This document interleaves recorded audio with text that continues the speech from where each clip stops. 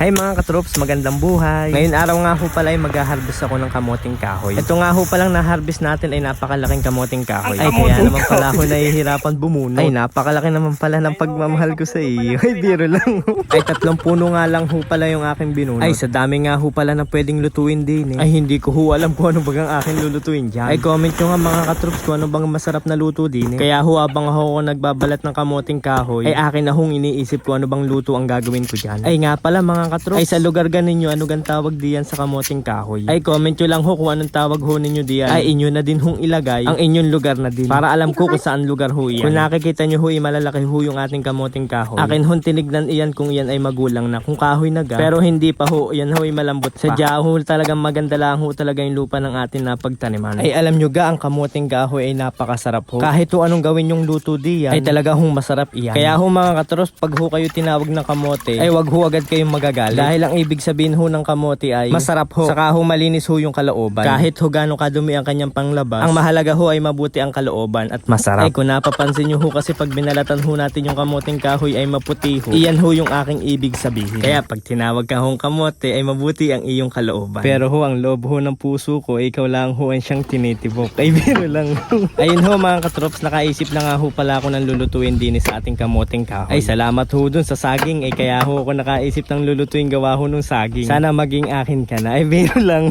Ang akin nga ho palang lulutuin ay nilupak. Ang nilupak nga ho pala ay napakasarap. Ay pag nga ho pala kayo magninilupak, ang gamitin nyo nga ho palang saging saba ay yung maniba. Wag nyo ho akong gagayain, ay hinog na ho. Natira lang ho kasi yan doon sa niluto kong bilo-bilo na nakaraan. Mas maganda ho kasi kung hilaw ho yung ating ilalagay. Para ho pag naggadgad tayo ay hindi ho tayo mahihirapan. Ang una ko nga ho palang gagawin ay mahalin ka araw-araw. Ay biro lang ho. Ang una ko hong gagawin ay ilalaga ho natin yung ating kamoting kahoy saka ho yung ating saging. Yung tamang lambot lang ho yung gagawin nating luto sa ating kamoting kahoy. Para hindi rin ho tayo mahirapan maggadgad. Gadgad gada gabit araw ikaw ay aking mamahalin. Ay biro lang ho. At maglalagay din ho tayo ng sandakot na asin. Yan nga ho palang kamoting kahoy natin ay sariwang sariwa ho. Kaya napakatamis ho niyan. Ay kanina nga ho pala ay napakaganda ng sunrise. Kaya bago ho ako bumunat ng kamoting kahoy ako muna ay nagbilad. Binilad ko muna yung aking likod.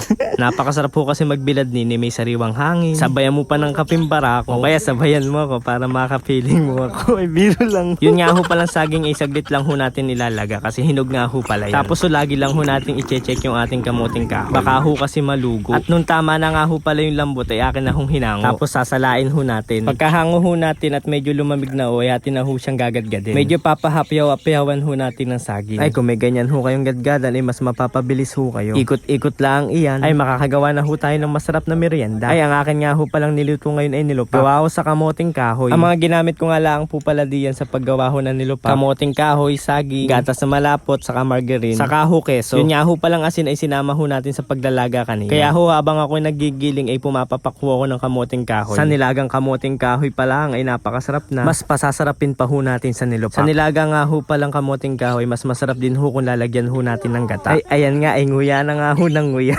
Pagkatapos ko ho maggiling ay ilalagay ho natin ay keso. Ay kalati lang ho muna yung ilalagay natin kasi yung matitira ho ay sa ibabaw ho natin ilalagay mamaya. Pagkatapos ho yung gatas naman ho yung ilalagay natin. Bali 3 lata nga ho pala yung ating inilagay. Pagkatapos ho ipaghahalo-haluin ho natin hanggang sa magsama-sama sila na maganda. Ayun at tapos na ho tayo, ready na ho natin para gawing cake. Ay biro lang ho. Ay hindi nga ho pala nagkasya sa lagayan kong iyan. Ay pengyo kung lagayan mo na mabigyan ka nga. Ay wag mo lamang kalakihan. Lalagyan lang ho natin sa ibabaw ng margarine saka ho ng keso. Ay paniguradong napakasarap partneran ng kape ni Ray. Ay parang cake na ay matusukan ng kandila sabay mag-blow.